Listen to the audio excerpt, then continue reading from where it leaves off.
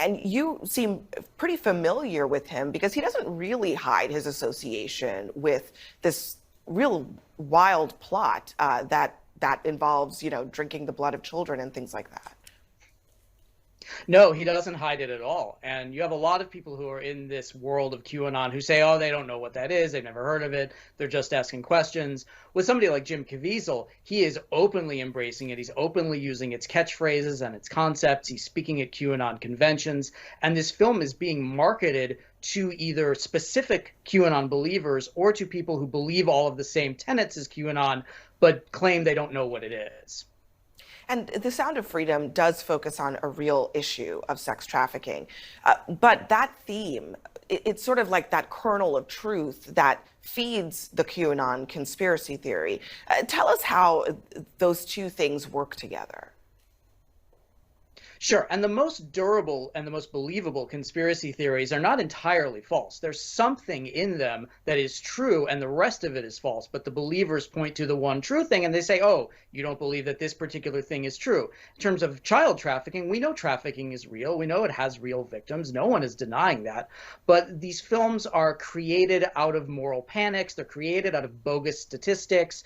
They're created out of fear. And with something like Sound of Freedom, it specifically is looking at QAnon concepts of these child trafficking rings that are run by the high-level elites, and only people like Tim Ballard and only people like Jim Caviezel, and by extension, only people like the ticket buyer can help bring these trafficking rings down. So there's a very participatory element. You're not just going to see a movie, you're just killing 2 hours on a hot day. You are helping bring down these pedophile rings and save children. Now, it's not true, but it's a very comforting and it's a very warm feeling to have. What level of moral depravity do you have to descend to get on national television and actually attempt to discourage people from seeing a movie exposing international child sex trafficking that you admit exists? How morally sick, how vile do you have to become to actually think it's virtuous? It's a valorous act to deliberately dissuade awareness away from this unspeakably wicked industry. Bogus statistics? Moral panic? Well, as you saw with your own eyes, or as you heard for our podcast audience, CNN is openly attempting to deter their viewers, what's left of their rapidly dwindling audience, from seeing a movie that exposes modern day slavery. And they want you to think they're virtuous in doing it. CNN just set a new standard for what moral filth looks and sounds like. Remember, this is the network, the so-called news network, that told us that Trump colluded with Russia to steal the 2016 election. Jussie Smollett was the victim of a race crime. Brett Kavanaugh was a rapist. The COVID lab leak was nothing more than a conspiracy theory. Border agents on horseback ran around whipping migrants. The Covington Catholic school kids were cruel, racist tribalists. Trump built cages for migrant kids. And, of course, the piece de resistance, the Hunter Biden laptop, was nothing more than Russian disinformation. That network that actually reported all of that as fact, that network is now reporting that the extraordinary new movie, The Sound of Freedom, is nothing more than a bunch of QAnon conspiracy theories. And the beauty of it all? No one's listening to them. Look at this. The Sound of Freedom is projected to have earned over $40 million in its opening week. 40 mil. To make it even sweeter, Sound of Freedom crushed Disney's Indiana Jones at the box office, grossing over $14 million on their opening day, July the 4th. By contrast, Indiana Jones brought in only $11 million on its opening day. Keep in mind, Indiana Jones is at every movie theater in the nation, and it's often showing in several different theaters at the same time. So you can go to a showing pretty much every hour on the hour throughout the day. Again, by contrast, Sound of Freedom is only in a limited number of select theaters, showing in a single theater at a time, and yet it crushed Indiana Jones. I saw it over the weekend. My wife and I went to see it. It was amazing, gang. I mean, just in terms of storytelling, it was utterly riveting. And I mean that very specifically. I mean, it was an excellent movie.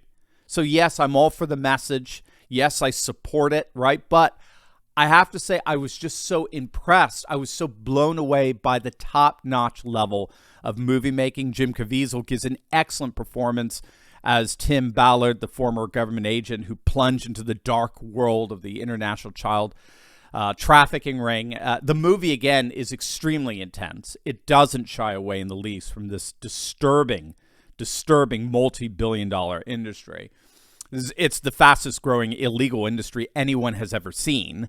And the movie does an amazing job of exposing this dark and seedy world precisely in order to raise awareness, and by raising awareness, bring this wickedness to a final and decisive end. And the legacy media is so utterly and collectively depraved that they're actually panicking over the success of this movie. Wait until you see this. But speaking of the level of depravity, you know, we can actually use our elites' corruption against them.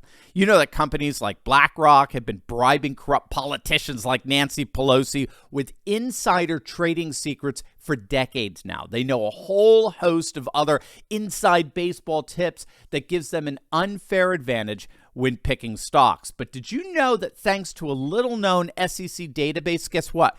We can have access to those very secrets as well. We get to see what stocks these corporate CEOs are buying up in real time, and then we get to piggyback on their trades to gain the same advantage for ourselves that Pelosi and the crooks in D.C. have. My friend Ross Givens has been tracking insider trading for years, and his recommendations have led to investment returns of over 200%. They've hit as high as 1,500%. There's no better way to beat the market. And now it's your turn. Click on that link below right now and learn how you too can learn to trade like Pelosi. Click on that link and learn how to gain an insider advantage for yourself and for your family today.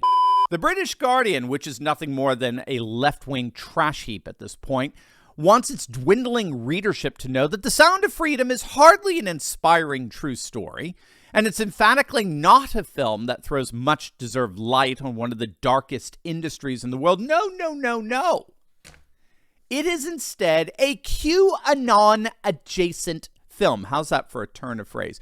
A QAnon-adjacent film that draws from a far-right conspiracy theory that believes a satanic cabal of pedophiles controls the world. Who needs convicted pedos like Jeffrey Epstein and his lavish guest list when you've got QAnon conspiracy theorists, right? Or forget Epstein. How about CNN producers like John Griffin, who was just sentenced to 19 years for, well, what do you know? Pedophilia. I guess now we know why CNN is much more concerned about QAnon conspiracy theories than they are about the reality of child sex trafficking. Same goes for the British Guardian. They loved Netflix Cuties. Remember that show that overtly sexualized prepubescent children? Well, according to The Guardian, Cuties was, in their words, bold and misunderstood. Not to be outdone, the far-left site Jezebel published an article titled, "Sound of Freedom is an anti-child trafficking fantasy fit for QAnon." So you could see the battle lines have clearly been drawn. In fairness, there were some pretty good reviews out there over the week, and Variety actually gave a very good review. They explicitly stated that while the movie's being marketed to a conservative audience, you certainly don't have to be a conservative to be extremely impressed and moved by this amazing film. So that's good. But for outlets like CNN, MSNBC, The Guardian, I mean, these organizations are just fully on board with indoctrination and partisan propaganda at this point. If you're on the wrong political side, I mean, they don't care what you produce. You're an enemy. And anything you advocate, anything you want to do or draw attention to is by definition a legitimate object of hate and scorn. The battle lines have been drawn. If you can't look past your own partisan blinders when it comes to a horrific industry like the one depicted faithfully and powerfully depicted in this movie, if all you can see are deplorables and knuckle-dragging conspiracy theorists, you are to be pitied above all men. Your heart is as dark as the darkness you seek to deliberately cover up. So if you haven't seen Sound of Freedom, go see it. You will not be disappointed. It is an amazing, excellent film. Seeing it doesn't just help eradicate the horrors of modern-day slavery. It also sticks it to our virtue-signaling, degenerate elite. Are you ready to join the resistance? Because I'm leading a group of dedicated, courageous patriots who can lead a spearhead into the heart of the secular globalist establishment. We punished Bud Light and Target, driven CNN and the legacy media to near bankruptcy, forced BlackRock to backtrack on ESG, and now we're seeing our conservative-dominated Supreme Court ending affirmative action and protecting religious liberty. In my Insiders Club, I show you concrete steps to take locally and online that will only keep this mass uprising going until the battle is won. Don't wait. Click the link in my description below and join my Courageous Patriots Insiders Club today.